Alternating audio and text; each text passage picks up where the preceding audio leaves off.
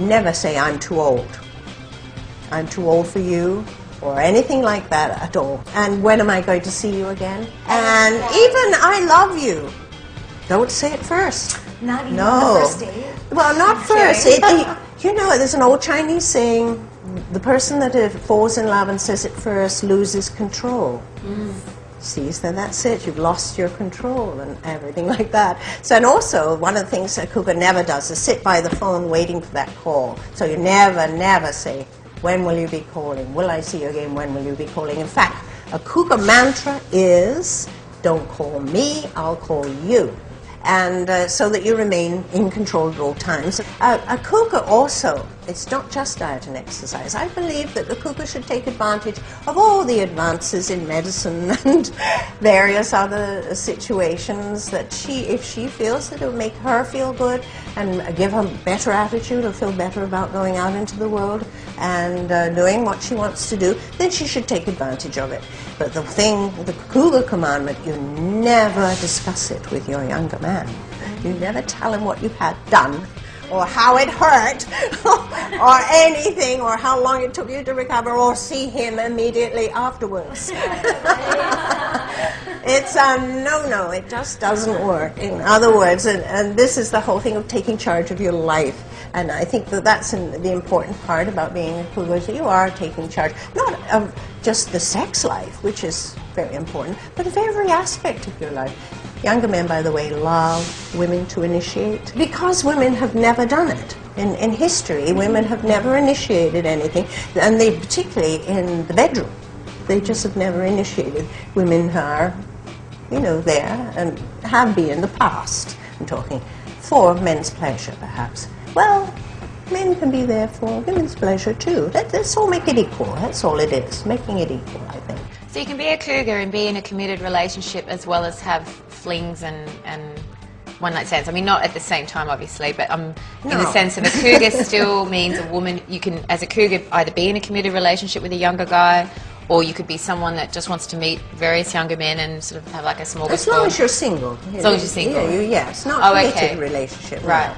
No, I don't think. The whole world of cougar life is a single woman. Try to think short-term, not long-term, and then that is a better way to go into one of these relationships on that basis, that it's a short-term, a fun time. That's kind of a really great idea, because often I've found when you get to that tipping point of, oh, we're going to be in a longer relationship, that's where the pressure starts and the role-playing and the game-playing starts. Hearts get broken. I'm not saying they won't in this situation, but they could. To think of something short-term and that it's fun, then it does feel empowering. It doesn't feel like, oh, I'm not going to be in a long-term relationship because this guy doesn't want me. It's, I choose to have quality over quantity with this person. Another phrase that cougar never uses, do we have a future together? No. You may not. And it's best not to ask, and if you're thinking that way, you're dating in the wrong arena. And you're pouncing on the wrong guys. You need somebody older. How would you, a cougar expert, handle the younger 17, 18, 19? Is that happening, Carmen? Well, that is very young.